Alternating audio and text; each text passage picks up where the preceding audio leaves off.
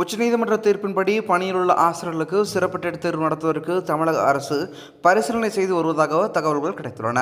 மத்திய அரசின் இலவச கட்டாய கல்வி உரிமை சட்டம் 2010 ஆகஸ்ட் 23 அறிமுகம் செய்யப்பட்டது. அதன்படி அனைத்து விதமான பள்ளிகளிலும் 6 முதல் 14 வயதுக்கு உட்பட்ட குழந்தைகளுக்கு பாடம் பயிற்றிருக்கும் இடைநிலை பட்டதாரி ஆசிரியர் பணிக்கு ஆசிரியர் தகுதி தேர்வில் கட்டாயம் தேர்ச்சி பெற வேண்டும். இந்த சட்டம் தமிழகத்தில் 2011 தான் நடைமுறைக்கு வந்தது. அதன் பின் தமிழகத்தில் டெட் தேர்ச்சி அடிப்படையிலேயே ஆசிரியர் பணி நியமனம் மேற்கொள்ளப்பட்டது வருகிறது. இந்நிலையில் பணியில் இருக்கும் ஆசிரியர்கள் அனைவரும் டெட் தேர்ச்சி பெற வேண்டும்.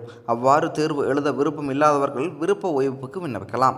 உச்சநீதிமன்றம் சமீபத்தில் அதிரடியாக இந்த உத்தரவை பிறப்பித்தது. இந்த அறிவிப்பால் தமிழகத்தில் சுமார் 1.5 லட்சம் அரசு பள்ளி ஆசிரியர்கள் பாதிக்கப்படுவார்கள் என கூறப்படுகிறது. மேலும் தனியார் பள்ளிகளிலும் லட்சக்கணக்கான ஆசிரியர்களின் வேலைக்கு சிக்கல் ஏற்பட்டுள்ளது. இந்த விவகாரம் தொடர்பாக அடுத்த கட்ட நடவடிக்கைகள் குறித்த ஆலோசனைக் கூட்டம் தலைமைச் செயலர் முருகானந்தம் தலைமையில் நேற்று சென்னையில் நடைபெற்றது. இதில் பள்ளிக்கல்வித்துறை செயலர் சந்திரமோகன் மற்றும் துறை சார்ந்த அதிகாரிகள் பலர் கலந்து கொண்டனர்.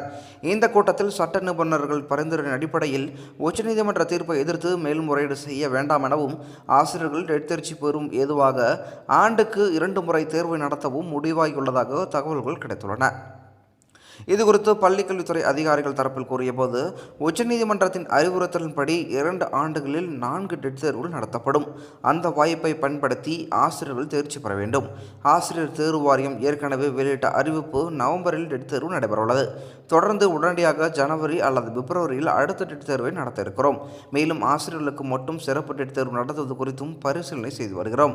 தற்போது வெளிநாடுகளுக்கு சுற்றுலா பயணம் சென்றுள்ள முதல்வர் ஸ்டாலின் தமிழகம் திரும்பியதும் இந்த முடிவுகள் குறித்து அவரிடம் ஆலோசனை செய்யப்படும். அதன் பிறகே இந்த விவகாரத்தில் இறுதி முடிவுகள் எடுக்கப்படும் என தெரிவித்தார். இதுபோன்று மேலும் முக்கியமான செய்திகளை தெரிஞ்சுக்கணும் அப்படின்னா நம்ம சேனலை சப்ஸ்கிரைப் பண்ணிட்டு தொடர்ந்து நம்ம சேனலை இணைந்திருங்க. மீண்டும் அடுத்த வீடியோவில் சந்திக்கலாம். நன்றி.